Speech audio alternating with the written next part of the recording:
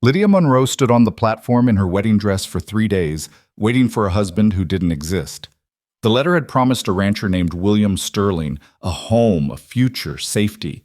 Instead, she got silence, stares, and the slow realization that she'd been conned. No money, no ticket home, no options, just a white dress turning gray with dust in a town that had already decided what kind of woman she was. She was preparing to sleep another night on a wooden bench when a small voice cut through her shame. "My daddy needs a wife. Will you marry him instead?" If you want to see how a woman abandoned at the altar rebuilt her life from nothing, stay until the end.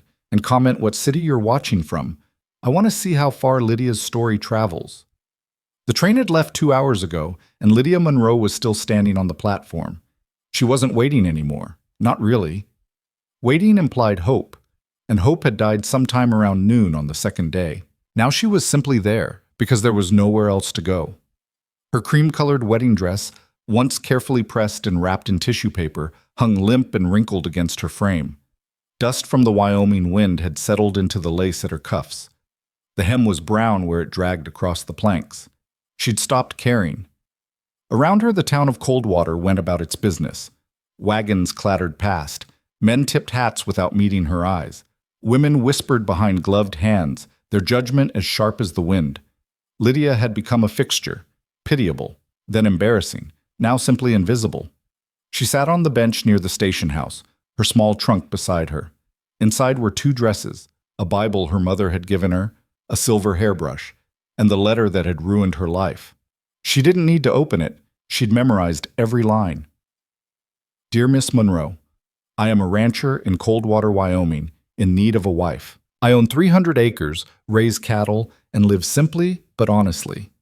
I am a man of my word. If you accept, I will meet you at the station on the 14th. Wear white, and I will know you. Respectfully, William Sterling." The letter had arrived 4 months ago, passed along by a friend of a friend in Philadelphia. Lydia had read it a dozen times before responding. She wasn't naive.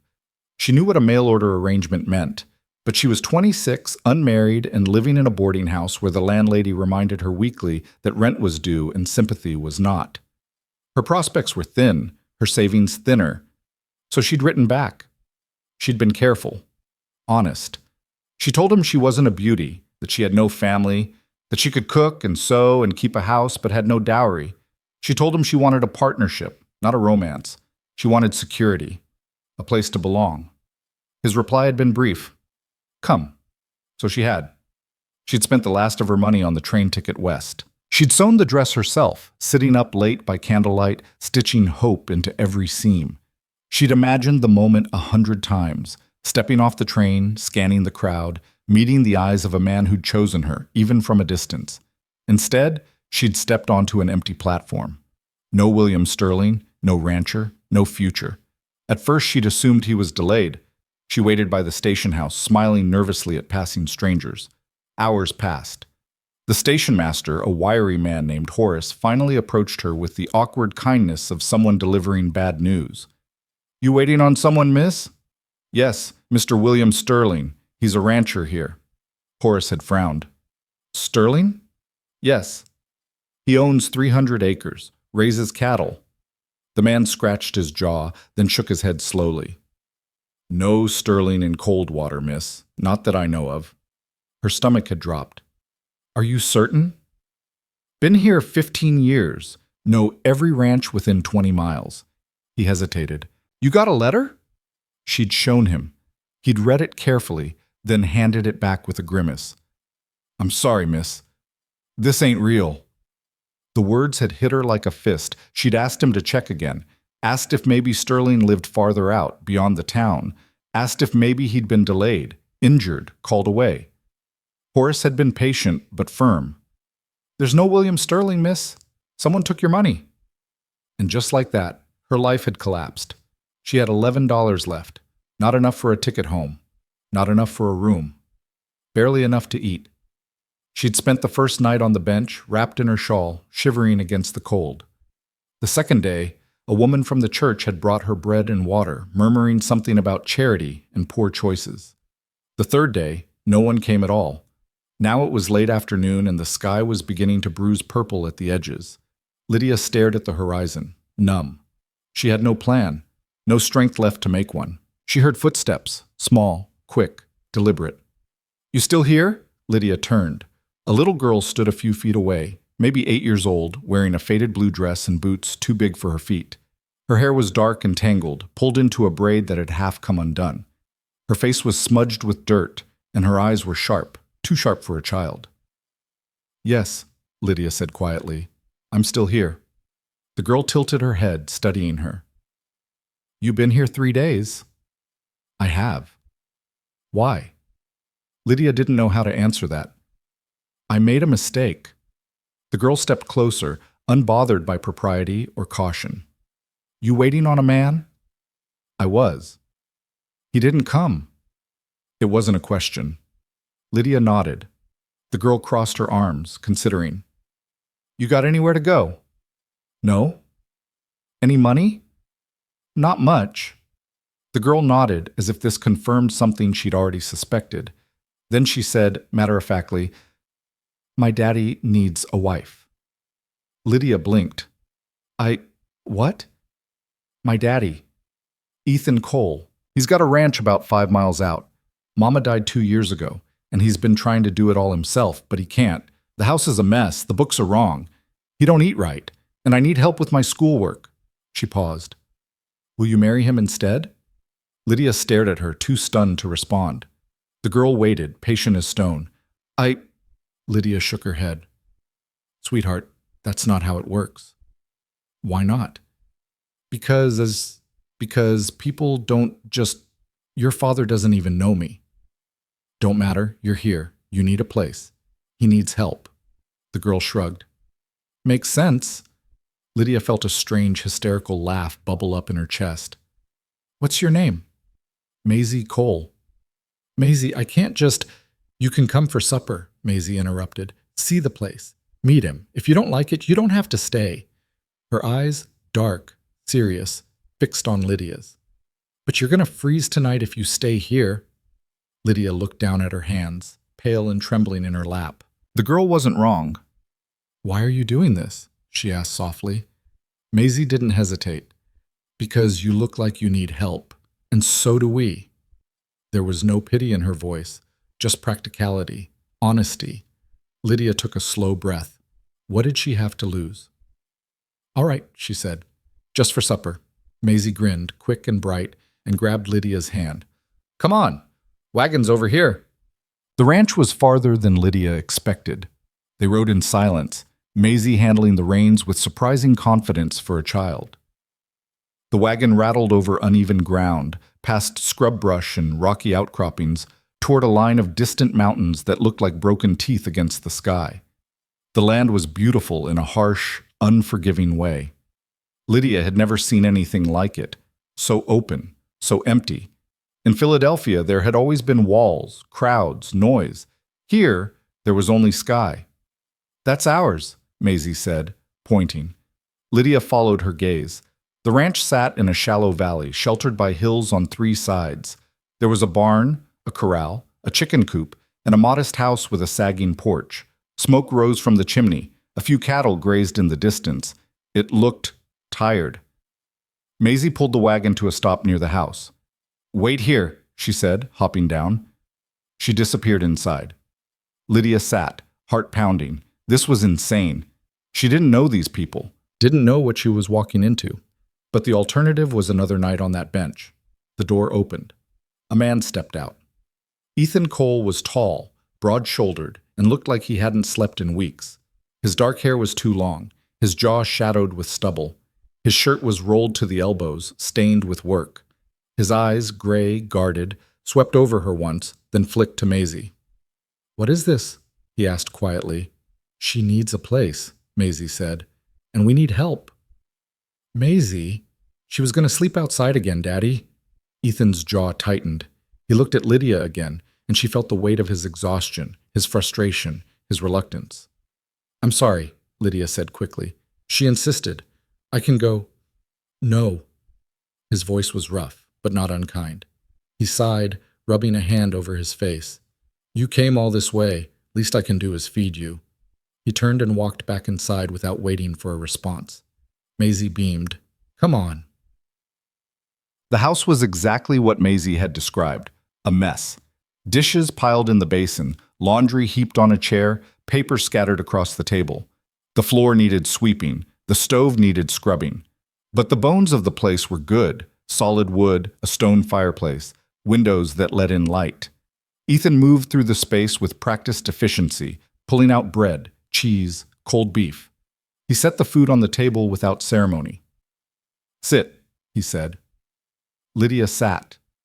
Maisie sat beside her, chattering about school, the chickens, a fox she'd seen last week. Ethan didn't speak. He ate in silence, his gaze distant. Lydia watched him carefully. He was younger than she'd expected, maybe 32, 33. But he carried himself like a man who'd lived twice that. "Thank you," she said quietly. "For the meal." He glanced at her, nodded. Maisie kicked her under the table. "Daddy," she said pointedly. "Ask her." Ethan's eyes narrowed. "Maisie, ask her." He set down his fork, jaw tight. "I didn't tell you to bring her here. But she's here and we need help." "That's not—" "When's the last time you balanced the books?" Maisie challenged. "When's the last time you ate something that wasn't burnt?" Ethan's face flushed. "That's enough." "She sewed that dress herself," Maisie continued, undeterred. "She came all the way from Philadelphia. She's got nowhere to go. And you need someone." "I don't need—" "Yes, you do." The room went silent. Ethan stared at his daughter, something raw flickering across his face. Then he looked at Lydia. "I'm sorry," he said quietly. "She shouldn't have—" "It's all right," Lydia said. Her voice was steadier than she felt. "She's not wrong." His brow furrowed. Lydia took a breath. "I came here for a marriage that didn't exist. I have $11 and no way home. I'm a good cook. I can sew, clean, keep books. I don't need romance. I need work." Ethan studied her, wary. "I'm not asking for charity," she continued. "I'm offering a trade. Room and board in exchange for labor. That's all." He was quiet for a long moment. Then slowly, he nodded. "1 week," he said. "Trial. If it doesn't work, I'll pay your train fare east." Lydia exhaled. "Deal," Maisie grinned. And just like that, Lydia Monroe, abandoned bride, failed dreamer, found herself hired. The first night, Lydia slept in a small room off the kitchen that had once been used for storage. Ethan cleared it out without comment, bringing in a cot, a blanket, a pillow. It wasn't much, but it was hers. She lay awake for hours, listening to the wind rattle the shutters, trying to process what had just happened. She'd come west chasing a lie, and somehow she'd stumbled into something real. The next morning, Lydia woke before dawn. She dressed quickly, braided her hair, and stepped into the kitchen. The house was silent. She lit the stove, found flour, eggs, lard. Within an hour, she had biscuits baking, coffee brewing, and bacon sizzling in the pan. When Ethan came downstairs, he stopped in the doorway, staring. "You didn't have to—" "I did," Lydia said simply. That was the deal. He didn't argue, just sat down, poured coffee, and ate in silence. Maisie appeared a few minutes later, eyes bright. "Smells good." "Thank you." The girl climbed into her chair, grinning at her father. Ethan ignored her, but when he finished eating, he looked at Lydia and said, "Thank you." It was the first crack in the wall. Lydia spent the day cleaning. She swept floors, scrubbed dishes, organized shelves. She found the account books, smudged, incomplete, full of errors, and began sorting through them. She mended torn curtains, patched a hole in Maisie's dress, and made a list of supplies they'd need from town. Ethan worked outside, fixing fences, tending cattle.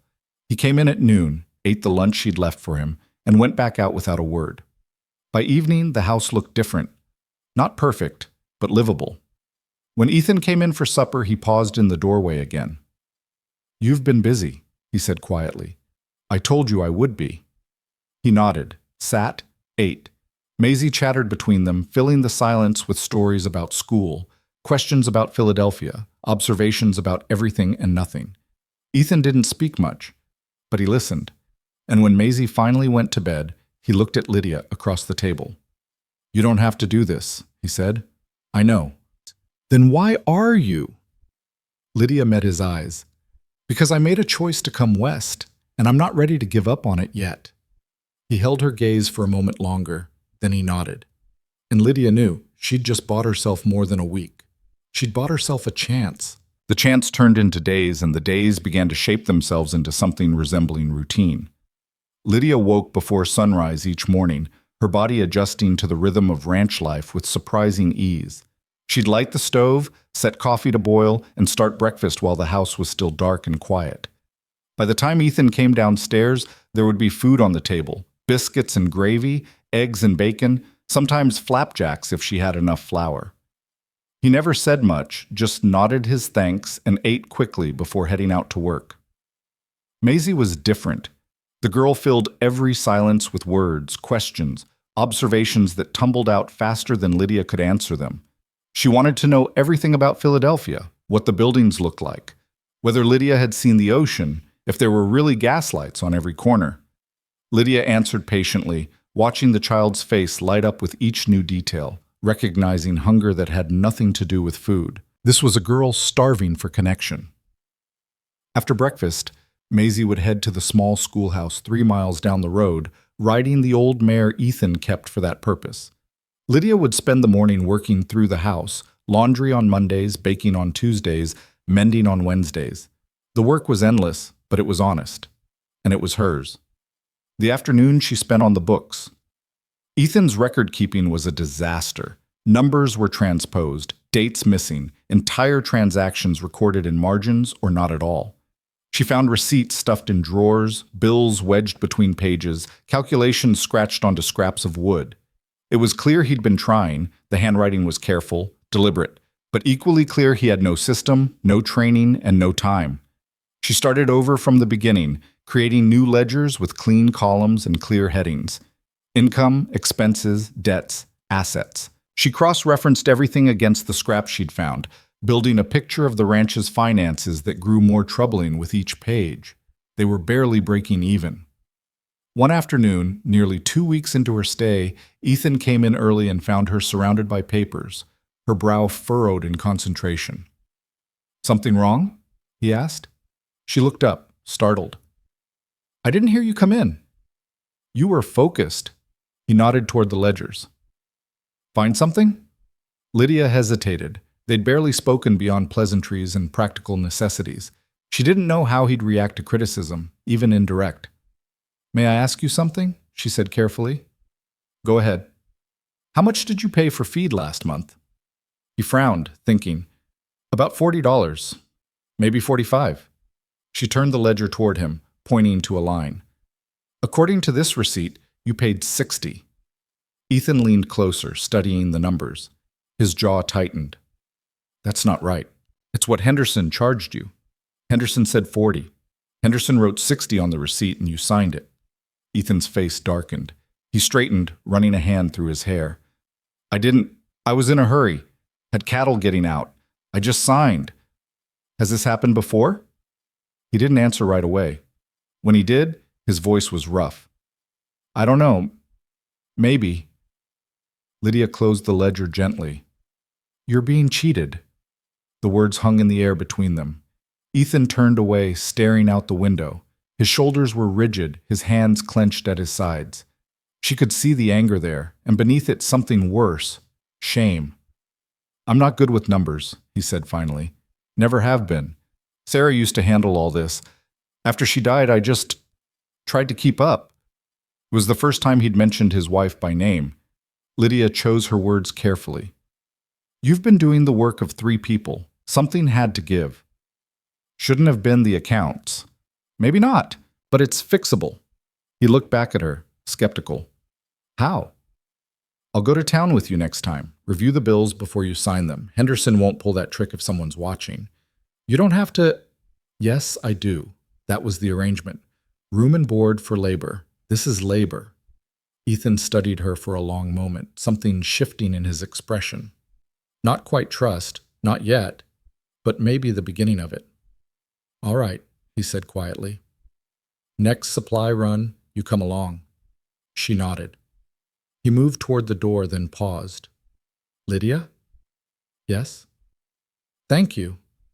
The words were simple, but the weight behind them wasn't. She heard exhaustion there, and relief, and something that might have been hope. You're welcome, she said. After he left, she sat alone in the quiet kitchen, staring at the ledgers. For the first time since arriving in Coldwater, she felt something other than fear or desperation. She felt useful.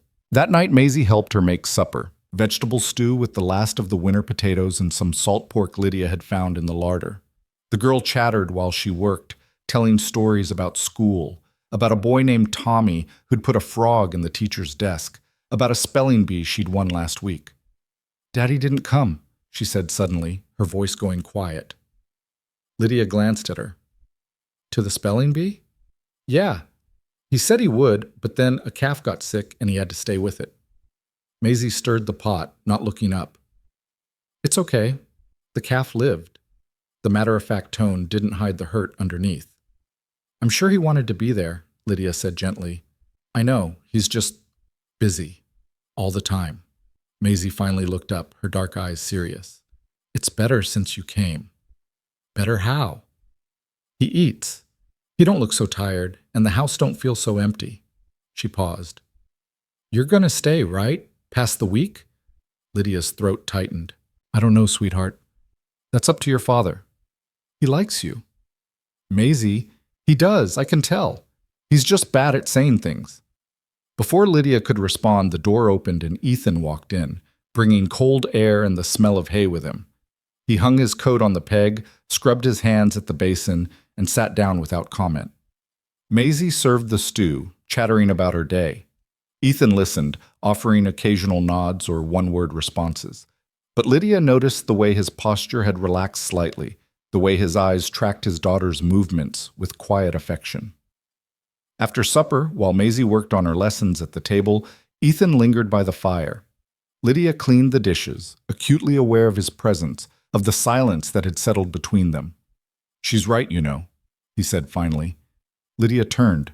About what? It is better, since you came. She dried her hands slowly, unsure how to respond. The week's up tomorrow, Ethan continued, his gaze fixed on the flames. If you want to leave, I'll take you to town, get you a ticket east like I promised. And if I don't want to leave? He looked at her then, his gray eyes searching her face. Then I'd like you to stay. As hired help? As... He hesitated, choosing words carefully. As part of the household. Fair wages. Your own room. Meals. Maisie needs someone. And I need... He trailed off, then started again. I can't do this alone anymore. It wasn't a declaration. It wasn't even particularly warm. But it was honest, and honesty was something Lydia had learned to value. All right, she said. I'll stay. Relief flickered across his face, gone almost as quickly as it appeared. Good. Maisie looked up from her slate, grinning. Told you, she said to her father. Ethan shook his head, but there was the ghost of a smile at the corner of his mouth. Do your arithmetic. Already done. Then get ready for bed. The girl scampered off, and Lydia found herself alone with Ethan again. The fire crackled. Outside, the wind picked up, rattling the windows. We'll work out wages tomorrow, Ethan said. Figure out what's fair. That's fine. He nodded, started to leave, then stopped. Lydia? Yes? Why'd you really stay? After you found out about the letter? She considered the question. Because I didn't have anywhere else to go. That's not the whole reason. No, it wasn't. She took a breath. Because Maisie asked me to, and no one had asked me for anything in a very long time. Understanding passed between them, unspoken but clear. Well, Ethan said quietly, I'm asking now. Stay. I already said I would. I know, but I wanted you to hear it from me, not just convenience. Something in her chest loosened, just a fraction. Thank you. He nodded once more and headed upstairs, leaving Lydia alone in the kitchen. She banked the fire, blew out the lamps, and made her way to her small room. As she lay in the darkness, listening to the house settle around her, she realized something had shifted. She'd come here desperate and directionless, accepting shelter because there was no alternative. But somewhere in the past 2 weeks, this had stopped feeling like temporary refuge. It was starting to feel like home. The trip to town came 3 days later. Ethan drove the wagon, Lydia beside him, Maisie wedged between them with a list of supplies clutched in her hand. The girl kept up a steady stream of commentary, pointing out landmarks, telling stories, asking questions. Ethan answered patiently, more talkative with his daughter than Lydia had yet seen him. Coldwater appeared on the horizon, a cluster of wooden buildings arranged along a single main street. The town was bigger than Lydia had realized during her desperate vigil at the station. There was a general store, a saloon, a church, a small hotel, a bank. People moved along the boardwalk, stopping to talk, conducting business. Ethan pulled the wagon to a stop outside Henderson's general store. "Let me do the talking," Lydia said quietly as they climbed down. Ethan frowned. "It's my account." "I know, but if Henderson sees me reviewing the bills, he'll know someone's paying attention now. That'll matter more than anything you say." He considered this, then nodded. "All right." They walked into the store together, Maisie running ahead to examine a display of peppermint sticks. The interior was dim and crowded, shelves packed with everything from canned goods to harnesses to bolts of fabric. Behind the counter stood a heavy-set man with thinning hair and sharp eyes. "Cole," he said, his tone friendly enough. "Need supplies?" "Yeah." Ethan pulled out the list. "Usual order, plus some extra feed." Henderson scanned the list, nodding. "I'll get this together. Take about 20 minutes. "That's fine." As Henderson moved toward the back, Lydia stepped forward. "I'd like to review the bill before we settle the account." Henderson paused, looking at her for the first time. His eyes narrowed slightly. "And who might you be?" "Lydia Monroe. I'm managing Mr. Cole's household accounts." "That's so." Henderson's gaze flicked to Ethan, then back to her. "Cole's always settled his own bills before." "He still will. I'll just be verifying the charges first." Something cold passed over Henderson's face, quickly masked. "Nothing to verify. My prices are fair." "I'm sure they are, but I keep careful records, and I'd like to make sure everything matches." Henderson's jaw tightened. "You saying I'm cheating him?" "I'm saying I do my job thoroughly." Lydia kept her voice level, pleasant. "I'm sure you understand." The two of them stared at each other across the counter. Ethan stood silent beside her, his presence solid and steady. Finally, Henderson shrugged. "Suit yourself. Bill will be ready when the supplies are." He disappeared into the back room. Lydia let out a slow breath. "That went well," Ethan said dryly. "He knows we're watching now. That's what matters." 20 minutes later, Henderson returned with the supplies loaded and a handwritten bill. He slapped it on the counter with more force than necessary. Lydia picked it up, scanning the lines carefully. Flour, 10 pounds, $1. Sugar, 5 pounds, 70 cents. Coffee, 2 pounds, 90 cents. She cross-referenced each item against the list, checking quantities and prices. Then she found it. "This says 12 pounds of feed at $8, she said. "We ordered 10 pounds. Henderson didn't even glance at the paper. "12's what I got." "Then we'll take 10 and you'll adjust the price accordingly." "Already loaded it." "Then unload 2 pounds. Henderson's face reddened. "Now look here, Mr. Henderson." Lydia's voice remained calm, but there was steel underneath. "We're happy to pay for what we ordered, but we won't pay for what we didn't. Adjust the bill, please." For a moment she thought he might argue, but Ethan shifted beside her and Henderson seemed to recalculate his position. "Fine," he muttered. He scratched out the line and rewrote it. $6.40. Lydia reviewed the rest of the bill, found no other discrepancies, and nodded. "That's acceptable." Ethan paid in cash. Henderson counted it slowly, his expression sour. As they loaded the wagon, Maisie appeared with a peppermint stick. "Can I get one, Daddy? Just one?" Ethan glanced at Lydia, something like amusement in his eyes. "Ask your accountant." Lydia pretended to consider. "I suppose we can allocate 5 cents for morale." Maisie beamed. Ethan paid for the candy and they climbed back into the wagon. As they pulled away from the store, Ethan said quietly, "You just made an enemy." "He was already stealing from you. He was already an enemy." "Fair point." He was quiet for a moment. You handled that well. Thank you. Where'd you learn to do that? Stand up to men like Henderson? Lydia watched the town recede behind them. Philadelphia boarding house. Landlady tried to charge me for damages I didn't cause. I learned fast that if you don't stand your ground, people will take everything you have. Ethan nodded slowly. Well, good thing you're on our side now. Our side. The word settled warm in her chest. Maisie sucked on her peppermint, legs swinging, perfectly content. And Lydia realized that for the first time in months, maybe years, she felt like she belonged somewhere. Not because someone had promised her a place, but because she'd earned it. The next few weeks fell into a rhythm that felt almost comfortable. Lydia managed the household with quiet efficiency, transforming chaos into order one task at a time. The account books balanced. The pantry stayed stocked. Meals appeared on time, laundry got done, and the small repairs that had been neglected for months finally got attention. But it was more than just work. She learned the ranch's rhythms, when the chickens laid best, which cow was prone to mastitis, how to read the sky for incoming storms. She learned Ethan's silences, the difference between the quiet of exhaustion and the quiet of thought. She learned that Maisie was brilliant with numbers but struggled with reading, that she was terrified of thunder but fearless around horses, that she asked 1,000 questions because no one had answered them in 2 years. And slowly, carefully, Ethan began to talk. Not much, not easily, but in small moments, over coffee in the morning, during evening chores, on the porch after Maisie went to bed, he would offer pieces of himself.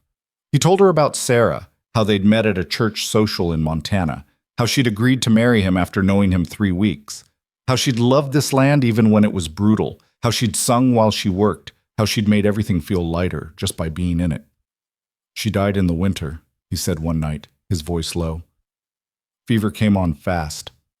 By the time I got the doctor out here, it was too late. He stared into his coffee. Maisie found her.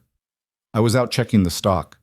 Came back and my daughter was sitting on the floor next to the bed, holding her mama's hand, trying to wake her up. Lydia's throat tightened. I'm so sorry. I didn't know what to do. Still don't, half the time. Sarah always knew what Maisie needed, what to say, how to help. I'm just trying not to fail her. You're not failing her. She had to bribe a stranger to get someone to care about her. She didn't bribe me. She saw someone who needed help and decided to do something about it. That's not failure. That's what you taught her. Ethan looked at her then, really looked, and something passed between them that felt dangerous and necessary all at once. You're good for her, he said quietly. For us. Lydia didn't trust herself to respond. She just nodded. But later, lying in her small room, she couldn't stop thinking about the way he'd set us, like she was part of something, like she'd stopped being temporary. Spring began to assert itself, and with it came new work. The garden needed planting, fences needed mending, cattle needed moving to higher pasture. Ethan hired 2-day laborers to help with the heavy work, and Lydia found herself cooking for 4 instead of 3, packing lunches, keeping coffee hot. One afternoon, while Ethan was out in the far pasture, a rider approached the house. Lydia was hanging laundry when she heard hoofbeats.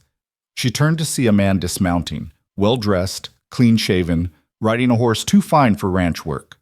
He moved with the easy confidence of someone used to being important. Afternoon, he called, tipping his hat. Mrs. Cole? Miss Monroe, Lydia corrected. I manage the household. His eyebrows rose. Ah, is Mr. Cole available? He's working. Can I help you with something? The man smiled, but it didn't reach his eyes. I'm Victor Hale. I own the bank in town. I'd like to speak with Cole about his loan. Lydia's stomach tightened. I wasn't aware Mr. Cole had a loan. Oh yes, $1,500 borrowed 2 years ago. Payments coming due next month. $1,500. Lydia's mind raced through the ledgers she'd memorized. There'd been no mention of a loan, no regular payments recorded. I'll let Mr. Cole know you stopped by, she said carefully. I'd prefer to speak with him directly. He'll be back before supper. You're welcome to wait, or you can return tomorrow. Hale studied her, his expression calculating. You're new here. I've been here a month. And you're managing the books? I am. Interesting. He smiled again. Well, Miss Monroe, do make sure Cole understands the urgency. The bank has been patient, but patience has limits. He mounted his horse and rode off, leaving Lydia standing in the yard with wet laundry in her hands and dread settling in her chest. When Ethan came in that evening, she told him about the visit. His face went gray. He came here? Yes. Said a payment's due next month, $1,500. Ethan sank into a chair, rubbing his face. I didn't want you to know about that. Why not? Because it's my problem, my debt. If it affects the ranch, it affects the household accounts. That makes it my concern. She sat across from him. Tell me about the loan. He was quiet for a long moment. Took it out right after Sarah died. Needed money for the funeral, for medicine I'd bought trying to save her, for everything. Hale said I could pay it back over 3 years, small amounts, manageable. And have you been paying? When I could, but this winter was hard. Lost cattle, prices dropped. I've missed the last 4 months. Does he charge interest? Ethan's jaw tightened. 20%. Lydia's breath caught. 20% was predatory. That can't be legal. It's what I signed. She stood, pacing. $1,500 at 20% over 2 years. The numbers spun through her head. How much have you paid so far? About $600. And how much does he say you still owe? $1,800. Lydia stopped. That's not possible. Even with interest, she grabbed the ledgers, started calculating. You should owe maybe $1,200 at most. He's charging you for missed payments like they're new loans. Ethan looked up, hope and anger warring on his face.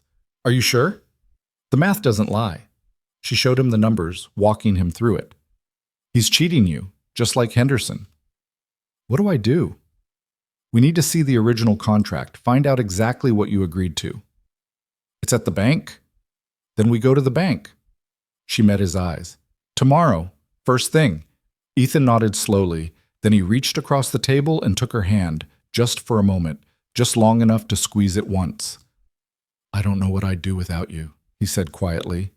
Lydia's heart hammered against her ribs. You'd figure it out. You always have. Maybe, but I'm glad I don't have to. He released her hand and stood, heading outside. Lydia sat alone in the quiet kitchen, staring at the ledgers, at the numbers that told the story of a man barely holding on. And she made a decision. She'd come to this ranch because she had nowhere else to go. She'd stayed because she needed the work. But if Victor Hale thought he could steal this family's future, he was about to learn what happened when you cornered someone who'd already lost everything once. Lydia Monroe had nothing left to lose, and that made her dangerous. They rode into Coldwater at first light, leaving Maisie with the neighbor woman who helped with schooling when needed. The town was just waking, shopkeepers sweeping boardwalks, the smell of fresh bread drifting from the bakery. But Lydia barely noticed. Her mind was fixed on the numbers she'd calculated and recalculated late into the night, on the contract that would either prove her right or reveal how little power they actually had. Ethan was quiet beside her, his jaw set in that way she'd learned meant he was working through something he didn't want to say aloud. When he finally spoke, his voice was rough with something that might have been shame. If this goes bad, if Hale calls the loan, he won't. You don't know that. No, Lydia admitted, but I know the numbers, and numbers don't lie even when people do. The bank sat at the corner of Main Street and First, a 2-story brick building that announced its permanence in a town made mostly of wood. Victor Hale's name was painted in gold letters across the window. Ethan tied the horses and they walked inside together, Lydia's heart beating hard against her ribs. The interior was all dark wood and polished brass, designed to impress and intimidate. A young clerk looked up from his desk, recognition flickering across his face when he saw Ethan. Mr. Cole, Mr. Hale isn't expecting you. Don't need an appointment to discuss my own loan, Ethan said evenly. The clerk hesitated, then disappeared through a door at the back. Lydia used the moment to study the office, noting the expensive furnishings, the locked cabinets along the wall, the safe visible through the partially open door to Hale's private office. Victor Hale emerged a moment later, his smile professional and empty. Cole, Miss Monroe, what a pleasant surprise. Need to see my loan contract, Ethan said without preamble. Of course, though I'm not sure what questions you might have. Everything's quite straightforward. Hale moved to one of the cabinets, unlocked it, and withdrew a folder. He laid it on the clerk's desk, opening it to reveal a single page covered in dense text. Lydia stepped forward, scanning the document. Standard loan agreement, principal amount $1,500, term of 3 years, payment schedule. She stopped. There it was. 20% interest compounded monthly. And below that, in smaller text, failure to make scheduled payment will result in penalty fee of $50 and immediate compounding of all outstanding interest. Her stomach dropped. This says you charge a $50 penalty for each missed payment. That's correct. And you compound the interest immediately? Standard practice for delinquent accounts. Hale's smile never wavered. It protects the bank's investment. Lydia pulled out the small notebook where she'd copied her calculations. By my count, Mr. Cole has missed 4 payments. That's $200 in penalties. But you're claiming he owes $1,800 on a loan that should have a remaining principal of $900. Your math doesn't account for the compounding. Actually, it does. Even with monthly compounding and the penalties, the total should be approximately $1,300. You're charging him $500 more than the contract allows. Hale's expression didn't change, but something cold flickered in his eyes. I'm afraid you're mistaken, Miss Monroe. Banking calculations are complex. I'm not mistaken. She kept her voice level, professional. I've reviewed the contract. I've done the math. Unless you can show me line by line how you arrived at 1,800, I have to conclude there's been an error. An error. Hale's tone made it clear what he thought of that suggestion. Yes, an error, which I'm sure you'll want to correct immediately. For a long moment, no one spoke. The clerk pretended to be very interested in his ledger. Ethan stood silent, his presence solid at Lydia's shoulder. Hale closed the folder carefully.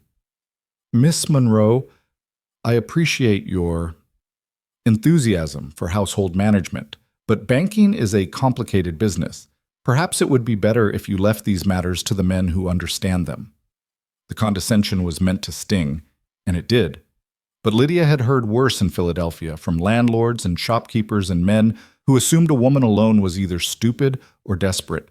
She'd learned to swallow the anger and use it as fuel. I understand numbers perfectly well, Mr. Hale, and these numbers don't add up. Are you calling me a thief? I'm saying there's a discrepancy that needs to be resolved. Hale's jaw tightened. He glanced at Ethan. Cole, you're going to let this woman speak for you? Ethan's voice was quiet, but absolutely steady. She's right. I want to see your calculations. I don't have to show you anything. The debt is what I say it is. Then we'll take this to Judge Morrison, Lydia said. Let him review the contract and your accounting. It was a bluff. She had no idea if the judge would even hear such a case, but Hale's face darkened and she knew she'd hit something. You're making a mistake, he said softly. No, I'm correcting one. Lydia met his gaze without flinching. We'll pay what's actually owed according to the contract. $1,300. You'll have it in full by the due date next month. And if you don't? We will. Hale stared at her for a long moment, and Lydia saw the calculation happening behind his eyes. He could push this, could call the loan now, could force them into a legal fight they might not win, but that would draw attention, might bring scrutiny he didn't want. Finally, he smiled again, and it was worse than his anger. Very well, $1,300, due in 30 days. Not a dollar less, not a day late. He leaned forward slightly. But Miss Monroe, you should be careful. This is a small town. People talk, and strangers who cause trouble tend not to last long. The threat was barely veiled. Lydia felt Ethan tense beside her. We're not looking for trouble, she said evenly. Just fairness. Of course. Hale straightened, already dismissing them. Good day. They walked out into the bright morning, Lydia's legs shaking so badly she had to concentrate on each step. Ethan didn't speak until they'd reached the wagon. That was either the bravest or the stupidest thing I've ever seen, he said. Maybe both. Lydia leaned against the wagon, breathing hard. The enormity of what she'd just done was starting to settle in. She'd just made an enemy of the most powerful man in Coldwater. You shouldn't have done that. Yes, I should have. He was stealing from you. And now he's going to come after you. Let him try. But her voice shook, betraying the fear underneath the bravado. Ethan was quiet for a moment. Then he said, $1,300 in 30 days. Where the hell am I going to get that kind of money? Lydia had been thinking about that all night. The cattle. If we sell now, spring prices are terrible. I'd lose money. Then we wait until the fall market. Loans due in 30 days, not 6 months. I know. Lydia took a breath. I have some money, not much, but no. Ethan, no. His voice was firm. This is my debt. I'm not taking your money. It's not charity. It's an investment in the ranch, in... She stopped, not quite ready to finish that sentence, but Ethan heard it anyway. His expression softened slightly. In us? Maybe. He looked away toward the mountains visible beyond the town. I won't let you risk everything you have for my mistakes. What if I want to? Why would you want to? The question hung between them, heavy with implications neither of them was quite ready to name. Lydia thought about the past month, about the rhythm they'd fallen into, about Maisie's laughter and the way Ethan's rare smiles changed his whole face, about how she'd stopped thinking of the ranch as temporary shelter and started thinking of it as something else entirely. Because this is the first place that's felt like it might be mine, she said quietly, and I'm tired of losing things. Ethan looked at her then, really looked, and she saw something shift in his eyes. Not love, that would be too simple, too soon, but recognition, maybe. Understanding. We'll figure it out, he said finally. Together. Together, she echoed. They climbed into the wagon and started the long ride home, neither of them speaking, both of them thinking about the promise they'd just made and the storm they could feel building on the horizon. The next week brought its own troubles. Henderson raised his prices another 10%, citing supply shortages that Lydia suspected were fictional. The day laborers Ethan had hired both quit suddenly, claiming they'd found better work, though one of them looked nervous when he said it. And Maisie came home from school upset because a group of girls had excluded her from their game, whispering about her father's debts and the strange woman living in their house. They said, "You're not really my mama," Maisie told Lydia that evening, her voice small. They said you're just hired help and you'll leave like everyone else. Lydia's heart broke a little. She knelt down so they were eye level. What do you think? I think you're not my mama, but I think maybe you could be something else, something just as good. Like what? Maisie thought about it seriously. Like family, the kind you choose. Lydia had to swallow hard before she could speak. I think that sounds perfect. So you're staying? For real? For real. Maisie threw her arms around Lydia's neck, and Lydia held her tight, thinking about how much this child had already lost, and how determined she was to make sure she didn't lose anything else. That night, after Maisie was asleep, Lydia sat at the kitchen table going over the numbers again. $1,300. They had maybe $400 in savings. The cattle wouldn't bring enough at current prices. She had $200 in a bank account in Philadelphia, her entire inheritance from her mother, saved over years of careful scrimp and sacrifice. She'd been planning to use it to start over if the ranch didn't work out, to buy a ticket somewhere new, to have something to fall back on. But she was done running, done starting over, done living life as a series of temporary measures and contingency plans. She was going to bet everything on this. The sound of footsteps made her look up. Ethan came in from checking the stock, his hair damp from washing at the pump, his sleeves rolled up despite the cool night air. Still working? He asked, trying to make the impossible possible. He poured himself coffee and sat across from her. Any luck? Some. If we sell the yearling calves now instead of waiting, that's maybe 300. My savings in Philadelphia is 200. Your savings here is 400. That's 900. We're still 400 short. I could ask my brother for a loan. Would he have it? Ethan's expression darkened. Maybe, but he'd want something in return. He always does. What kind of something? Control, a say in how I run the ranch. He's been trying to buy me out for years, thinks I'm wasting good land. Lydia tapped her pencil against the ledger. What about taking on a partner? someone who'd invest in exchange for a percentage of the profits. Who'd want to partner with a ranch that's barely breaking even? Someone who sees the potential. The land is good, Ethan. The location is solid. You've just been doing it alone for too long. He was quiet, staring into his coffee. There might be one person. Who? James Thornton. Runs the lumber mill east of here. His son wants to start ranching but doesn't have the experience. Thornton approached me last year about some kind of arrangement, but I turned him down. Why? Pride, mostly. Didn't want to admit I needed help. He looked at her. But things have changed. Yes, Lydia said softly. They have. The next day, Ethan rode out to the lumber mill while Lydia stayed behind to manage the ranch work. She spent the morning in the garden, turning soil, planning what to plant. It was physical work that let her mind wander, and she found herself thinking about futures, not just the immediate crisis of the loan, but what came after. If they survived this, what then? She'd stay on as household manager, save her wages, build a life here. But what kind of life? She wasn't Ethan's wife, wasn't Maisie's mother. She was something in between, undefined and uncertain, and increasingly she wanted more. The thought scared her. She'd come west expecting nothing, and that had made it safe. But now she was starting to want things, stability, belonging, maybe even love. And wanting things meant you could lose them. She was still working when she heard horses approaching, multiple horses. She straightened, shading her eyes against the afternoon sun. 4 riders crested the hill, moving fast. Something in the way they rode made her stomach clench. She dropped her trowel and started toward the house, but they were already there, surrounding her. Victor Hale dismounted smoothly, his smile as cold as his eyes. The 3 men with him stayed on their horses, hard-looking men with guns on their hips. Miss Monroe, I don't believe we finished our conversation. Lydia's mouth went dry. I think we did.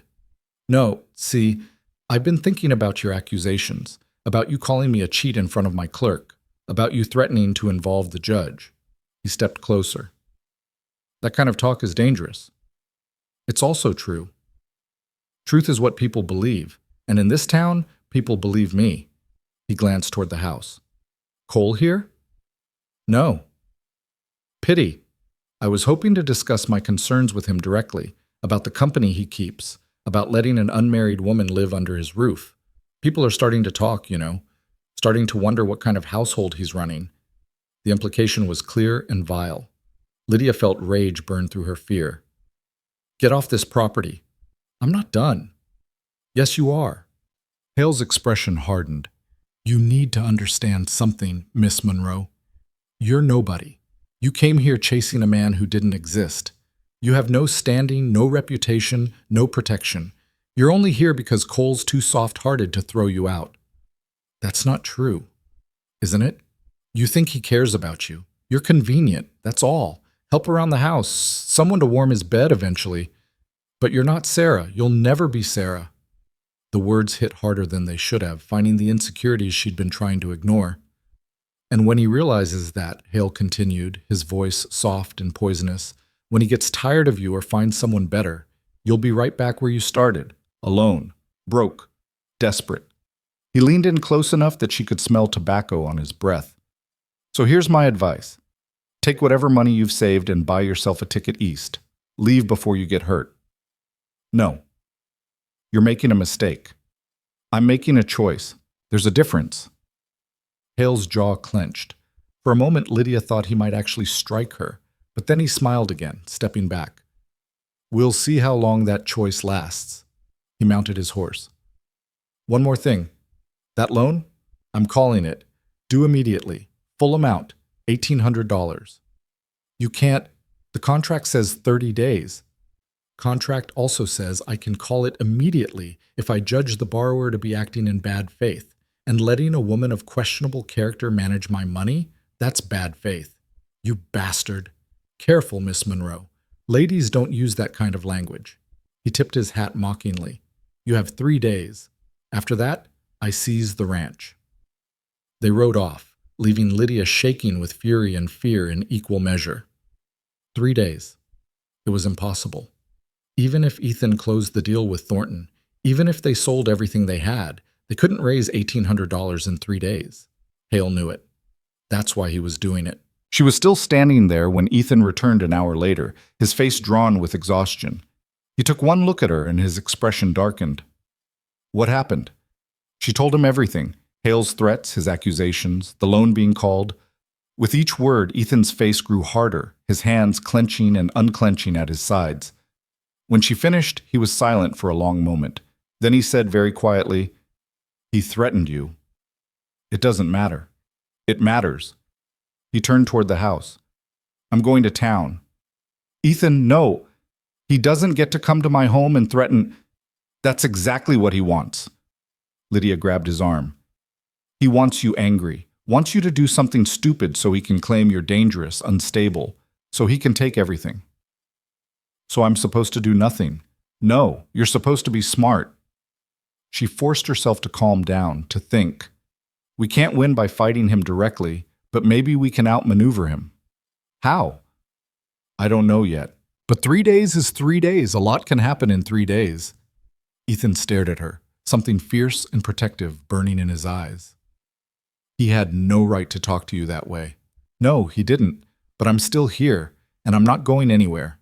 He reached out slowly, as if giving her time to step back, and cupped her face in his rough, calloused hand. "You're the stubbornest woman I've ever met." "Good thing you need stubborn right now." His thumb brushed her cheek, and the tenderness of the gesture nearly undid her. "It's not just about the ranch anymore," he said quietly. "You know that, right?" Her heart hammered. "What is it about?" "You, staying, being part of this." He swallowed hard. "Being part of us." Before she could respond, before she could process what he was saying, Maisie's voice called from inside the house. "Daddy? Miss Lydia? I'm hungry." The moment broke. Ethan dropped his hand, stepped back.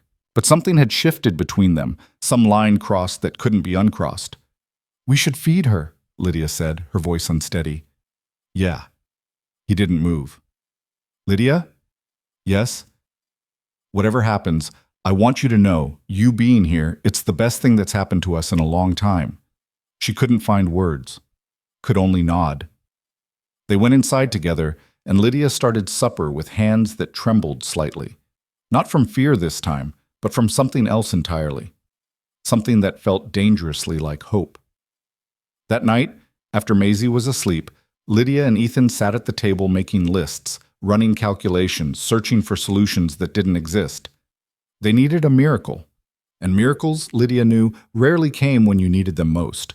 But she'd come west on nothing but hope and found a family. Maybe hope would be enough one more time. The miracle came from an unexpected direction. Lydia was up before dawn, staring at columns of numbers that refused to add up to salvation when she heard a knock at the door. She opened it to find James Thornton standing on the porch, hat in hand, his weathered face grave in the pre-dawn light. "Mrs. Cole around?"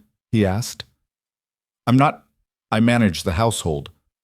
"Mr. Cole is still sleeping." "Actually, I'm up." Ethan appeared behind her, pulling on his shirt. "Thornton, didn't expect you this early." "Got news that won't wait." Thornton glanced at Lydia. "Mind if I come in?" They sat at the kitchen table while Lydia made coffee, her hands moving automatically while her mind raced. Thornton had to be here about the partnership, but whether it was good news or bad, she couldn't tell from his expression. "I talked to my son about your offer," Thornton said. "He's interested, real interested, wants to learn the cattle business, willing to work for it." "That's good," Ethan said carefully, "but I heard something in town yesterday that changes things." Thornton accepted the coffee Lydia offered with a nod of thanks. "Heard Hale called your loan, gave you 3 days." Ethan's jaw tightened. Word travels fast. "Small town, people talk." Thornton took a sip. "Also heard why he called it? Something about Miss Monroe here questioning his accounting. She was right to question it. He was cheating me. Don't doubt it. Hale's been running his own game in this valley for years. Most folks are too scared to call him on it." Thornton looked at Lydia with something like respect. "Takes guts to stand up to a man like that." "Or stupidity," Lydia said quietly. "Sometimes they're the same thing." Thornton set down his cup. "Here's my situation. I got the money to invest in this ranch. Could probably even cover most of what you owe Hale.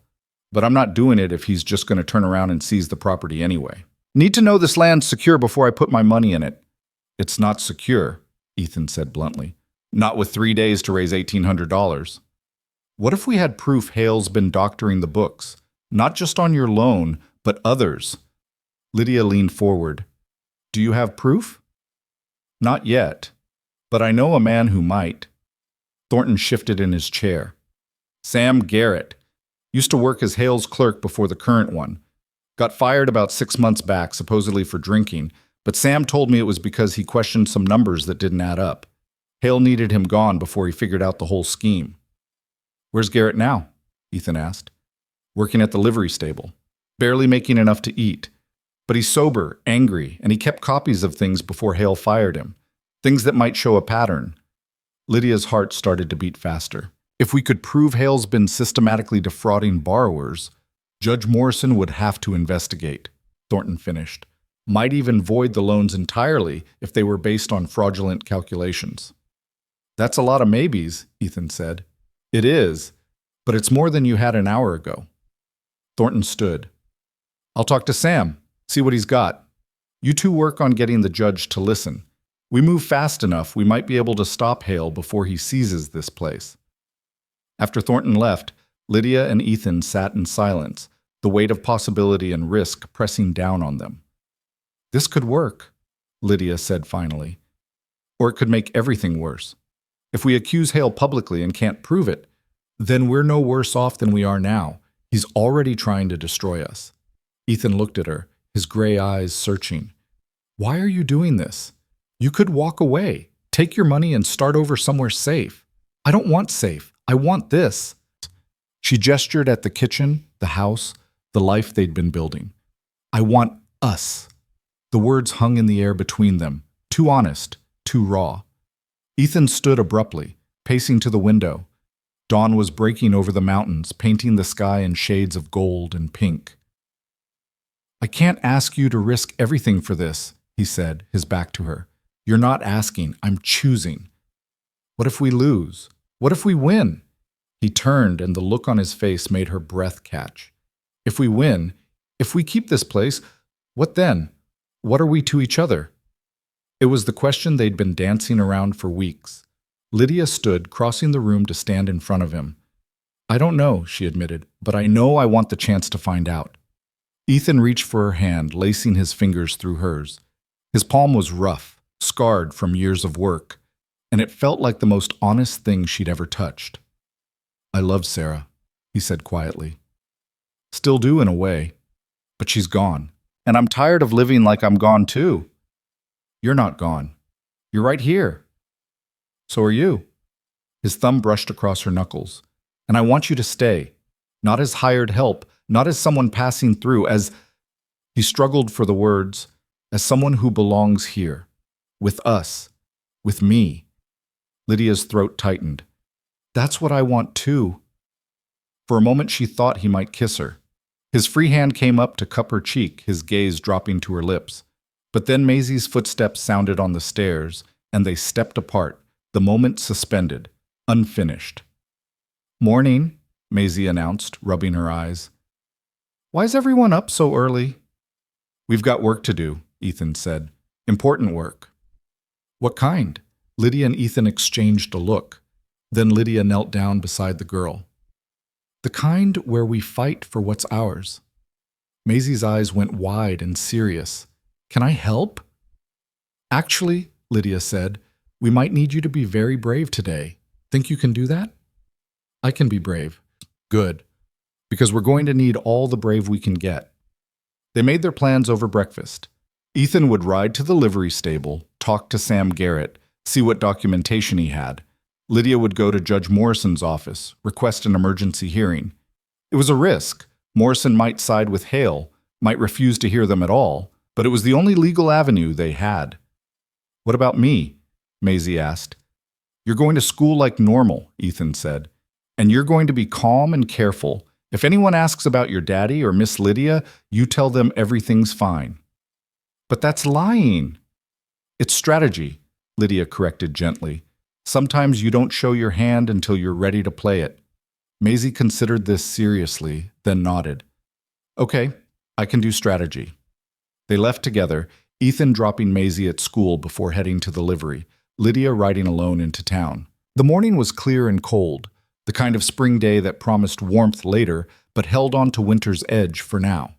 Lydia tried to rehearse what she'd say to the judge, but her mind kept skittering away, returning to Ethan's words, to the feel of his hand in hers, to the dangerous hope building in her chest.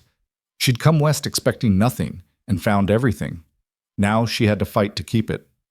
Judge Morrison's office was above the general store, accessible by an outside staircase that creaked ominously under her weight. She knocked, her heart pounding, and heard a gruff voice call, "It's open!" The judge was older than she'd expected, maybe 60, with white hair and sharp blue eyes that assessed her over wire-rimmed spectacles. His desk was buried in papers, law books stacked on every available surface. "Help you, miss?" "My name is Lydia Monroe. I work for Ethan Cole managing his household and accounts." She kept her voice steady. "I need to request an emergency hearing regarding a loan dispute with Victor Hale." Morrison's expression didn't change. Hale already filed notice that he's calling the loan. That's within his rights per the contract. The contract Cole signed, yes, but the amount Hale's claiming is fraudulent. We can prove it. Can you now? Morrison leaned back in his chair, but that's a serious accusation. It's a serious situation. Hale's trying to seize the ranch in 3 days based on calculations that don't match the actual contract terms. You've reviewed the contract? Yes, and done the math. Hale's charging interest on penalties, compounding incorrectly, and adding fees that aren't specified anywhere in the agreement. Morrison studied her for a long moment. You're not from around here. No, sir. Philadelphia originally. And you just happened to end up managing Cole's accounts? She heard the skepticism in his voice and knew she was walking a razor's edge. Tell too much and she'd sound desperate, unreliable. Tell too little and he'd dismiss her. I came west for a marriage that turned out to be fraudulent, she said simply. Mr. Cole needed help with his household after his wife died. I needed work. It's been mutually beneficial. Mutually beneficial. Morrison's mouth twitched. Might have been the start of a smile. And now you're accusing the town's most prominent banker of fraud to protect this mutually beneficial arrangement. I'm accusing him of fraud because he's committing fraud. The arrangement is irrelevant. Is it? Morrison pulled out a file, flipped it open. I've known Victor Hale for 15 years. He served on the town council, donated to the church, funded the new schoolhouse. You've been here what? A month? 5 weeks? 5 weeks. And you want me to believe you've uncovered a pattern of criminal activity that no one else has noticed? Lydia took a breath. This was the moment. Either Morrison was honest enough to listen, or he was in Hale's pocket already. Judge Morrison, how many ranchers have lost their land to Hale in the past 5 years? His eyes narrowed. That's public record, maybe a dozen. And how many of those foreclosures came after the ranchers fell behind on loan payments? Most of them. It's how lending works. And did any of those ranchers ever claim the numbers didn't match? That they were being overcharged? Morrison was quiet for a moment. 1 or 2 might have mentioned something. What happened to those complaints? Nothing. Hale showed the contracts. Everything was in writing. Just like with Mr. Cole's loan. Everything in writing. Everything legal. Lydia leaned forward. Except the math doesn't work. And I'm betting if you looked at those other foreclosures, the math wouldn't work there either. Morrison's expression gave nothing away. That's speculation. It's a pattern, and we have someone who can testify to it. Sam Garrett, Hale's former clerk. Garrett's a drunk. Garrett got fired for questioning Hale's accounting. There's a difference. Morrison stood, walked to the window overlooking Main Street. Lydia watched his back, trying to read his silence. Was he considering her claims or planning how to dismiss them? Finally, he turned. You understand what you're asking? If I grant a hearing and you can't prove fraud, Hale will own you. He'll sue for defamation. He'll make sure you never work in this valley again. Cole will lose his ranch and his reputation. That little girl of his will pay the price. I understand. And you're willing to risk that?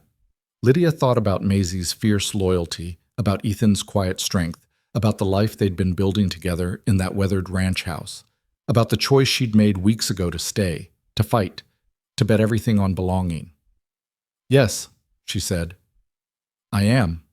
Morrison studied her for another long moment, then nodded slowly. Emergency hearing day after tomorrow, 2 o'clock. Hale gets formal notice today, so he'll have time to prepare his defense. He met her eyes. "You better be right about this, Miss Monroe."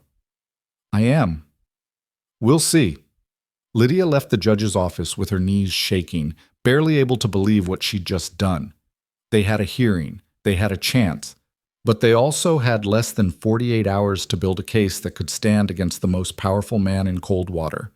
She found Ethan at the livery stable, deep in conversation with a thin man in his 40s, with haunted eyes and ink-stained fingers. Sam Garrett looked like someone who'd lost everything and was still waiting for the final blow. "Miss Monroe," Ethan said, "Sam's been telling me about the records he kept." Garrett pulled out a worn satchel, extracted several notebooks. "I knew something was wrong. Numbers kept changing between when I'd write them down and when they'd appear in the official ledgers. Small differences at first, just a few dollars here and there, but it added up." "How much are we talking about?" Lydia asked. "Over 2 years? Maybe $10,000 across all the accounts I could track." Garrett's hand shook slightly as he turned pages. "See here. This loan to the Peterson Ranch. Principal was $800, interest rate 15%. By my calculations, after 18 months they should have owed about $950, but Hale claimed they owed $1,400. When I questioned it, he said I'd made errors in the original entry." "But you kept your records." "I kept everything. Figured eventually someone would need to see the truth." He looked at Ethan. "Your loan's not the only one he's doctored. There's at least 8 others I can document." Lydia felt hope surge through her. "Will you testify? At the hearing day after tomorrow?" Garrett paled. "Testify?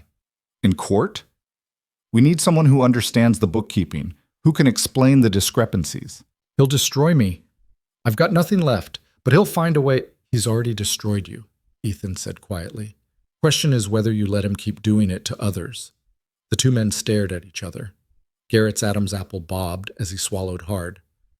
"I've got a daughter," he said finally. "Lives back east with her mother. Haven't been able to send money in over a year because Hale made sure no one in this valley would hire me for bookkeeping. Said I was incompetent, a drunk." His voice hardened. "I stopped drinking 6 months ago. Been sober every day since, but I'm still paying for sins I didn't commit while he gets richer off other people's suffering." "So help us stop him," Lydia said. Garrett looked down at his notebooks, at the careful documentation of wrongs no one had believed. Then he nodded. "All right, I'll testify." They spent the rest of the day at the ranch, going through Garrett's records, cross-referencing them with Ethan's contract, building the case. Maisie came home from school and immediately sensed the tension, growing quiet and watchful. She did her lessons without being asked, helped with supper without complaint, and when Ethan finally sent her to bed, she hugged them both tight. "We're going to be okay, right?"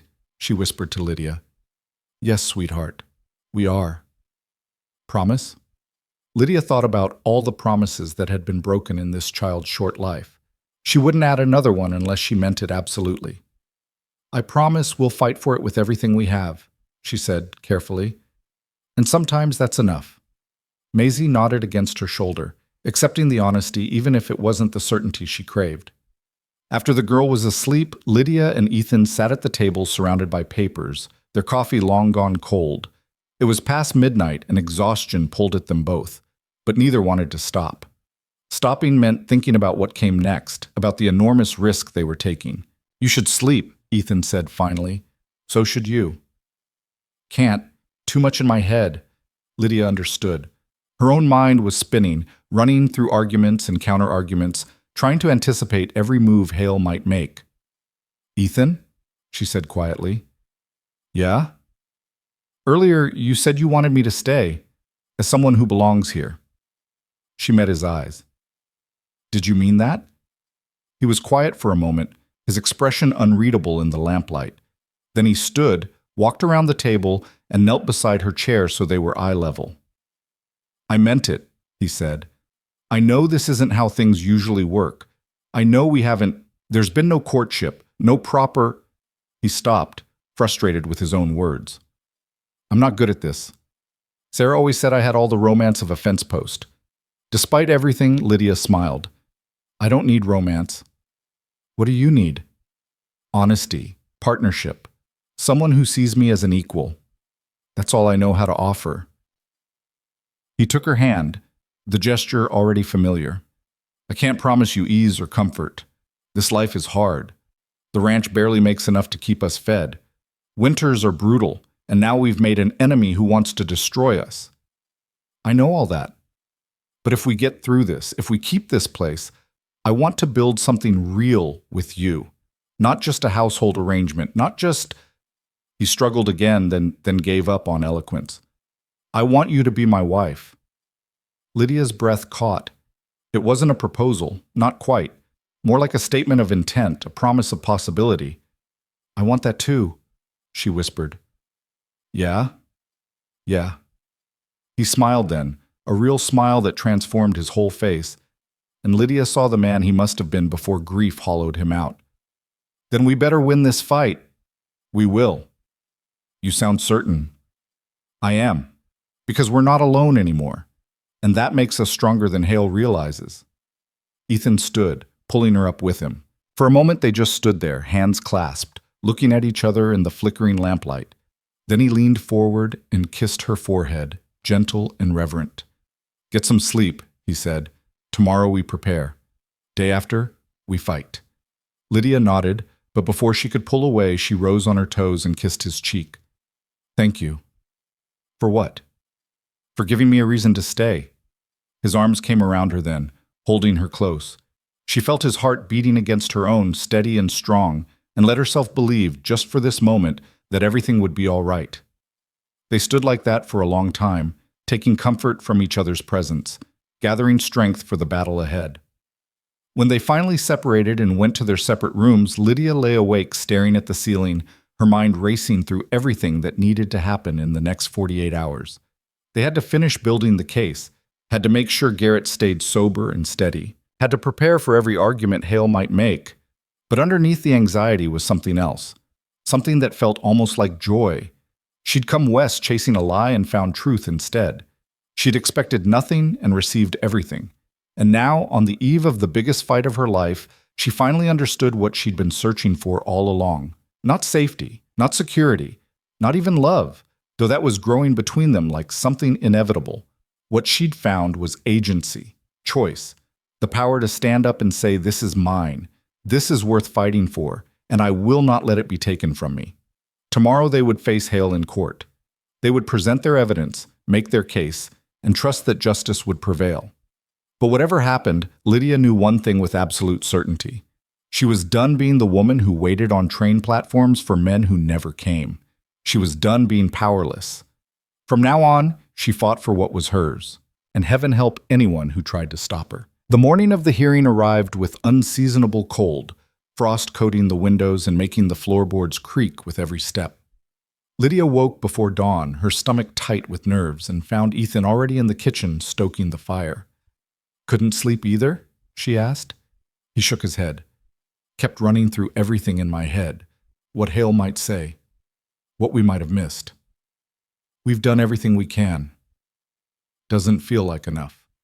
Lydia crossed to him, placed her hand on his arm. It has to be. They prepared in silence, the weight of what lay ahead pressing down on them both. Maisie appeared dressed for school, her face pale but determined. I want to come, she said, to the hearing. Sweetheart, you should be in school, Ethan started. This is about our home, our family. I should be there. Ethan looked at Lydia, uncertain. She knelt down in front of Maisie, searching the girl's serious dark eyes.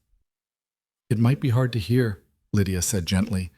Mr. Hale might say things that aren't true, things meant to hurt us. I know, but I'm not scared. Maisie lifted her chin. You taught me to be brave. Let me show you I learned. Lydia felt her throat tighten. She looked up at Ethan, who nodded slowly. All right, he said. You can come. But you stay quiet unless the judge asks you something directly. Understood? Yes, Daddy. They arrived at the courthouse an hour early. The building was modest, just a large room with benches for observers and a raised platform where Judge Morrison would preside. Sam Garrett was already there, clutching his satchel of notebooks, looking like he might be sick. Lydia sat beside him while Ethan settled Maisie in the front row. "You all right?" Lydia asked quietly. Garrett's hands trembled. "Hale's going to tear me apart." "Only if you let him. You know the truth. Just tell it clearly and let the numbers speak for themselves." "What if Morrison doesn't believe me?" "Then we've lost nothing we wouldn't have lost anyway." She met his eyes. "But if he does believe you, we might save a dozen families from what Hale's been doing." Garrett nodded, though he still looked terrified. Lydia couldn't blame him. They were going up against the most powerful man in the valley, with nothing but math and testimony from a disgraced clerk. It should have felt impossible. But as people began filtering into the courtroom, ranchers, shopkeepers, folks who'd heard about the hearing through the town's efficient gossip network, Lydia noticed something. They weren't all there to support Hale. Some of them looked curious, others looked hopeful. A few looked angry in a way that suggested they had their own grievances with the banker. Victor Hale arrived precisely at 2 o'clock, flanked by a lawyer from Cheyenne in an expensive suit. Hale wore his usual confident smile, nodding to people as he took his seat. He glanced at Lydia once, his expression conveying absolute certainty that she was about to be humiliated. She stared back without flinching. Judge Morrison entered, and everyone rose. He settled behind his desk, surveyed the crowded room with raised eyebrows, and banged his gavel once. "Court is in session. We're here regarding an emergency petition filed by Miss Lydia Monroe on behalf of Mr. Ethan Cole, contesting the terms and calculations of a loan held by Coldwater Bank, Mr. Victor Hale, presiding officer." Morrison looked at Lydia. "Miss Monroe, you're representing Mr. Cole." Lydia stood. "Yes, Your Honor." "You understand you're not a lawyer?" "I do, but the math doesn't require legal expertise." A ripple of laughter went through the room. Hale's lawyer stood smoothly. "Your Honor, this is highly irregular. Miss Monroe has no standing to represent—" "This is an emergency hearing, not a trial," Morrison interrupted. "I'll allow it. Proceed, Miss Monroe." Lydia's heart hammered, but her voice stayed steady. "Your Honor, Mr. Cole borrowed $1,500 from Coldwater Bank 2 years ago at 20% interest to be repaid over 3 years. According to the contract, he's made regular payments totaling $600. Mr. Hale claims the remaining balance is $1,800. We contest this amount as fraudulent." "Fraudulent is a strong word," Hale's lawyer said. "My client's calculations are based on the standard practices of compound interest and late payment penalties clearly outlined in the contract Mr. Cole signed." "May I approach with evidence?" Lydia asked. Morrison nodded. She walked forward with her carefully prepared ledger, laying it open on his desk. "This shows the original loan terms. Principal of $1,500, interest of 20% compounded monthly. Over 2 years with $600 paid, the remaining balance should be approximately $1,200, not $1,800. The lawyer stepped forward. "Your Honor, Miss Monroe's calculations fail to account for the penalties incurred by Mr. Cole's missed payments. 4 months at $50 per missed payment equals $200 in penalties, plus the compounding effect on the outstanding interest, which still doesn't equal $600 in additional charges," Lydia interrupted. "Even accounting for every penalty in the contract, the maximum Mr. Cole could owe is $1,300. Mr. Hale is charging $500 that appears nowhere in the agreement."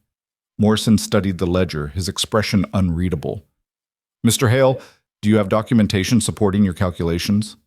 Hale stood, radiating calm authority. "Of course, Your Honor. My clerk can provide the complete accounting." He gestured, and his current clerk, a nervous young man, hurried forward with a different ledger. Morrison compared the two documents, frowning. "These don't match." "Because Miss Monroe's calculations are amateur and incomplete," Hale said smoothly. "She lacks the expertise to properly account for the complexities of compound interest over an extended default period." "I have a degree in mathematics from the Philadelphia School for Women," Lydia said quietly. The lie came easily, born of desperation. "I've been keeping accounts for businesses since I was 18. The math isn't complex. It's wrong." Morrison's eyes sharpened with interest. He turned to Hale's clerk. Walk me through your calculations, line by line. The young man fumbled, looking to Hale for guidance. Hale's confident expression flickered just for a moment. Your Honor, this is an unnecessary exercise, the lawyer interjected. The contract is clear. The contract is clear, Morrison agreed. What's not clear is how we got from 1200 to 1800. I want to see the math. The clerk began explaining, his voice shaking. But as he went through the numbers, Lydia saw it. The moment where he added a fee that wasn't in the contract, where he compounded interest on a penalty rather than the principal. Morrison saw it too. Stop, the judge said. What's this charge here? Processing fee for late payment? It's standard. Is it in the contract? Silence.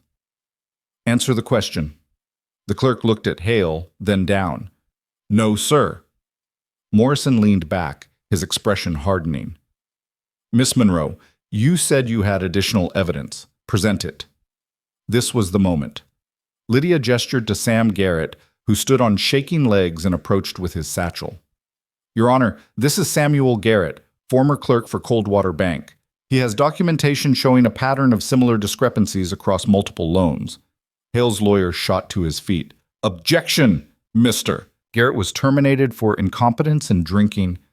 I was terminated for questioning the same kind of fraudulent accounting we're seeing here, Garrett said, his voice stronger than Lydia expected. And I've been sober for 6 months, had to be, to make sure I wasn't imagining what I saw. Morrison gestured for him to continue. Garrett opened his notebooks, hands steadier now. I kept duplicate records of every loan I processed during my 2 years at the bank. Not because I suspected anything at first, but because I was trying to learn the business properly. When I started noticing discrepancies between my records and the official ledgers, I began documenting them systematically.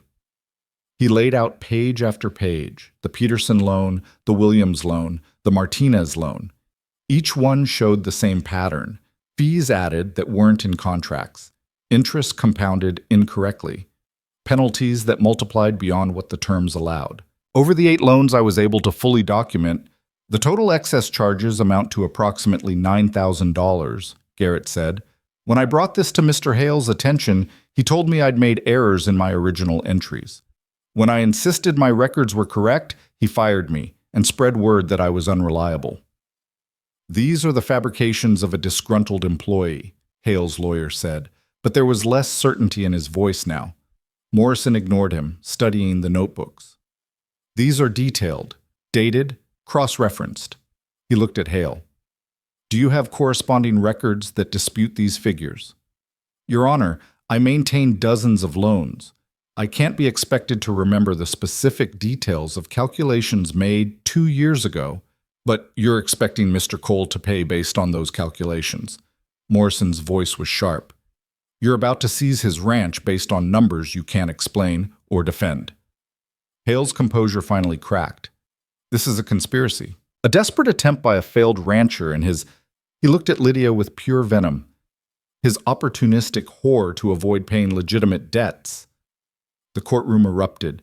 Ethan lunged to his feet, his face dark with rage. Morrison's gavel came down like thunder. Order! Mr. Hale, you will control yourself or I will hold you in contempt. My apologies, Your Honor. Hale smoothed his expression, but his eyes stayed cold. But we must call this what it is. Miss Monroe is an unmarried woman living under Mr. Cole's roof, managing his affairs, now making accusations to cover his financial irresponsibility. Her motives are transparent. Her motives are irrelevant, Morrison said. The question is whether the math is correct, and based on what I'm seeing, it's not. He turned to Hale's current clerk. I want a complete audit of Coldwater Bank's loan portfolio, every active loan going back 5 years. Your Honor, that's what's going to happen. And until that audit is complete, I'm issuing an injunction against any foreclosure actions by Coldwater Bank. Morrison's gavel came down again. Mr. Cole's loan payment deadline is suspended pending investigation. This hearing is adjourned. The room exploded into noise. People surged forward, some trying to talk to Morrison, others clustering around Hale. Lydia stood frozen, barely able to process what had just happened. They'd won. Not completely, not finally, but they'd won this round. Ethan was there suddenly, pulling her into his arms, holding her so tight she could barely breathe. "You did it," he said against her hair. "You actually did it." "We did it," she corrected. "All of us." Maisie wrapped her arms around both of them, and for a moment they just stood there in the chaos, clinging to each other like survivors of a storm. But the storm wasn't over yet. Hale pushed through the crowd, his face twisted with fury. "This isn't finished," he said quietly, close enough that only they could hear. "You think you've won? You've just made things worse. I own half this valley. I have friends, influence, power. I will bury you." "No," Lydia said, stepping forward. "You won't. Because people are watching now. They're asking questions. And every family you've cheated, every rancher you've stolen from, they're going to come forward. You're finished." Hale stared at her, and for the first time she saw real fear beneath the anger. "You're nothing. A nobody who stumbled into town in a wedding dress, chasing a man who didn't exist. And you're a thief who hid behind respectability while destroying families," Lydia shot back. "I'd rather be nothing than be you." For a moment she thought he might actually strike her, but Morrison was watching from the bench, and there were too many witnesses. Hale turned on his heel and stalked out, his lawyer hurrying after him. The next hour was a blur. People wanted to shake their hands, tell them stories of their own suspicions about Hale, thank them for having the courage to speak up. Sam Garrett stood straighter than Lydia had yet seen him, fielding questions from ranchers who were starting to do their own calculations. James Thornton found them as the crowd was thinning. "Well done," he said simply. "Hell of a thing, watching you dismantle him with arithmetic." "It's not over," Ethan said. "Morrison still has to complete the audit." "He will, and he'll find exactly what you showed him today. Morrison's honest. That's why Hale's been careful around him. But now that the door's open, he'll follow the evidence wherever it leads." Thornton smiled. "My offer still stands. Once this is settled, I'd like to discuss that partnership." "We'd like that too," Ethan said, glancing at Lydia. They left the courthouse as the sun was setting, painting the sky in shades of orange and red. Maisie chattered the whole ride home, retelling the hearing from her perspective, her fear transformed into excitement now that the danger had passed. But when they reached the ranch and saw smoke rising from the direction of the barn, excitement turned to horror. "No," Ethan breathed, and then he was running, Lydia right behind him. The barn was fully engulfed, flames licking 30 feet into the darkening sky. The horses were screaming, the cattle in the nearby pasture were panicking, breaking through fences in their terror. "Get Maisie to the house," Ethan shouted. "Get water buckets. The horses. I'll get them. Go!" Lydia grabbed Maisie, who was frozen in shock, and ran for the house. She thrust the girl inside. "Stay here. Lock the door. Don't come out until I say. But stay here." She ran back with every bucket she could carry, filling them at the pump. Other neighbors were arriving now, drawn by the smoke, forming a line to pass water. But it was hopeless. The barn was too far gone. Ethan emerged from the inferno leading 2 terrified horses, their eyes rolling white. He thrust the reins at someone and turned back. "Don't!" Lydia screamed. "It's coming down!" But he was already inside. Seconds stretched into eternity. The roof groaned, timbers cracking. Lydia started forward and someone grabbed her arm. "You can't!" She wrenched free just as Ethan staggered out with the last horse, his shirt smoking, his face black with soot. The roof collapsed behind him with a roar like thunder. They fought the fire for hours, keeping it from spreading to the house and other outbuildings. By the time it finally burned itself out, they were all exhausted, covered in ash, stinking of smoke. The barn was gone, just a smoking skeleton of charred timbers. Lydia found Ethan sitting on the porch steps, staring at the ruins. She sat beside him, neither of them speaking for a long moment. "Hale did this," he said finally. "You don't know that." "I know it." He turned to her, his eyes haunted. "This is what he meant. When he said he'd bury us. He can't beat us in court, so he's going to destroy us another way. We'll rebuild." "With what money? The barn, the feed stores, the equipment. That was thousands of dollars worth of loss. Insurance won't cover arson if we can't prove it, and we can't prove it." Lydia's mind raced, looking for solutions, finding only dead ends. He was right. Even with the loan suspended, even with the partnership with Thornton, this kind of loss could break them. "I have money," she said suddenly. "In Philadelphia. Not enough for everything, but enough to start." Ethan looked at her. "That's your safety net. Your way out if this all falls apart. This is falling apart. Let me help. Lydia, listen to me." She took his hands, felt them trembling with exhaustion and shock. "I came here with nothing.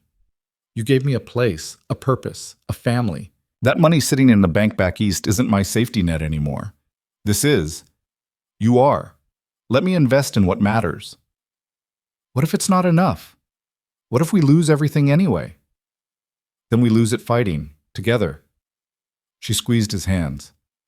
"I'm not leaving. Whatever comes, I'm staying. But I need you to let me help. Not as hired help or as someone grateful for charity. As your partner, your equal." Something in his face crumbled then. He pulled her close, burying his face in her hair, and she felt him shake with silent tears he'd been holding back since the fire started. "I'm scared," he admitted, his voice muffled. "I've been scared for 2 years, trying to hold everything together alone. And now you're not alone." Lydia pulled back to look at him. "You have me.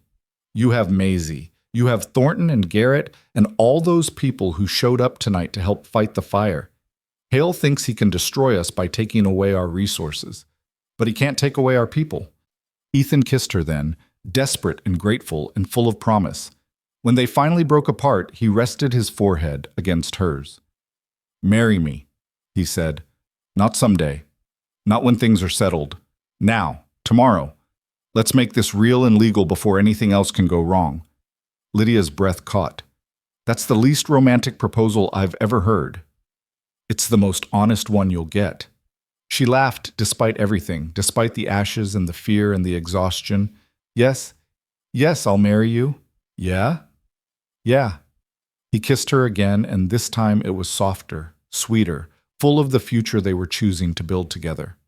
The next morning they rode to town, Maisie between them, and found the preacher before breakfast. He married them in his small study with his wife and Maisie as witnesses, the ceremony taking less than 10 minutes. There was no white dress this time, no flowers or music, just simple vows and signatures on a license that made them legally, irrevocably bound.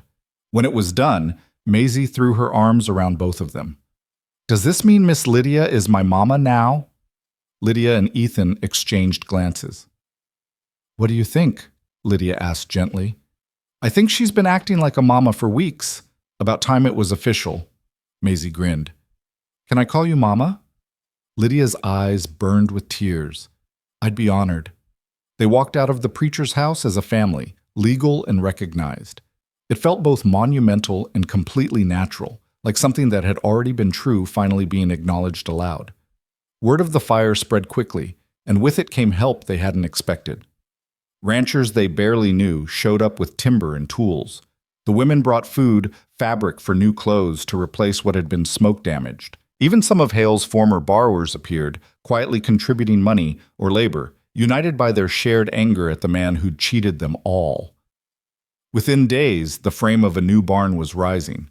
It wouldn't be as large as the old one, not yet, but it would be enough. James Thornton formalized the partnership, investing capital in exchange for a percentage of future profits and a position for his son learning the ranching business. The money from Philadelphia covered new equipment and feed. And then came the telegram from Judge Morrison. The audit was complete.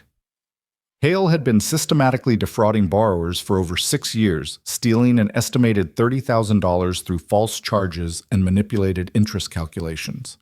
Criminal charges were being filed. The bank was being seized by territorial authorities. All loans would be reviewed and adjusted to reflect actual legal amounts owed. Ethan's $1,500 loan, with proper calculations, had a remaining balance of $800, manageable, payable, no longer a sword hanging over their heads. They celebrated quietly that night, just the three of them, around the dinner table. Maisie went to bed happy, and Lydia and Ethan sat on the porch watching stars emerge over the mountains. "I keep thinking about that first day," Lydia said, "when Maisie marched up to me at the train station and asked if I'd marry her daddy." Ethan smiled. She's always been direct. I thought she was crazy, thought I was crazy for saying yes. And now? Now I think she saw something I couldn't yet, that we needed each other, that we could build something real if we were brave enough to try. She's smarter than both of us, Ethan agreed. He took Lydia's hand, the gesture familiar now, comfortable. I love you. I know I should have said it before, should have made it romantic somehow, but I don't need romantic, Lydia interrupted gently. I need honest. And I love you too. They sat in comfortable silence, watching the night settle over their land, their ranch, their home. It wasn't perfect. There was still rebuilding to do, still challenges ahead. But they'd face them together. 3 months later, Lydia stood in the rebuilt barn, larger now, sturdier, watching Ethan and Thornton's son work with a new string of cattle. Her hand rested on her stomach, where the smallest flutter of life had just begun. She hadn't told Ethan yet, wanted to be certain, but already she felt the weight of this new responsibility, this new joy. Maisie ran up, breathless from playing with the neighbor children. Mama, come see the new calf. She's so tiny. Show me, Lydia said, letting herself be pulled along, marveling at how naturally the word mama fell from the girl's lips now. The calf was indeed tiny, all spindly legs and huge eyes. Maisie petted it gently while Lydia watched, thinking about the family they'd become, the life they'd built from nothing. She'd come west in a wedding dress, chasing a promise that turned out to be a lie. She'd been abandoned, desperate, with nothing but $11 and stubbornness keeping her upright. But that desperation had led her here, to this ranch, this family, this life that was more real and solid than anything she'd imagined on that train platform. Sometimes the best things came from the worst beginnings. Sometimes getting lost was the only way to find where you belonged. Ethan found her as the sun was setting, slipping his arm around her waist. You all right? Better than all right. She leaned into him. I have news. Good news or bad news? Good. Definitely good. She turned to face him. We're going to need a bigger house. It took him a moment, then his eyes went wide. Are you sure? As sure as I can be this early. Are you happy? Instead of answering, he picked her up and spun her around, laughing with pure joy. Maisie came running over, demanding to know what was happening, and when they told her she was going to be a big sister, her shriek of delight probably carried all the way to town. That night, Lydia lay in bed beside her husband, still strange and wonderful to think that word, listening to the sounds of the ranch settling for the night, the new barn creaking in the wind, cattle lowing softly in the distance, Maisie's gentle snoring from the room down the hall. She thought about the woman she'd been 6 months ago, lost, alone, waiting for a man who never existed to give her life meaning. She'd found meaning anyway, not in being saved, but in saving herself, not in being chosen, but in choosing. She'd chosen to stay when leaving would have been easier, chosen to fight when surrender would have been safer, chosen love when fear would have been simpler. And those choices had given her everything. A home, a family, a future worth fighting for. She'd come west chasing a lie and found the truth instead. Found that she was stronger than she knew, braver than she believed, worthy of love, not because someone else decided it, but because she'd decided it herself. The abandoned bride had become a wife, a mother, a partner, a fighter, had become exactly who she was always meant to be. And that, Lydia thought, as sleep finally claimed her, was the greatest triumph of all.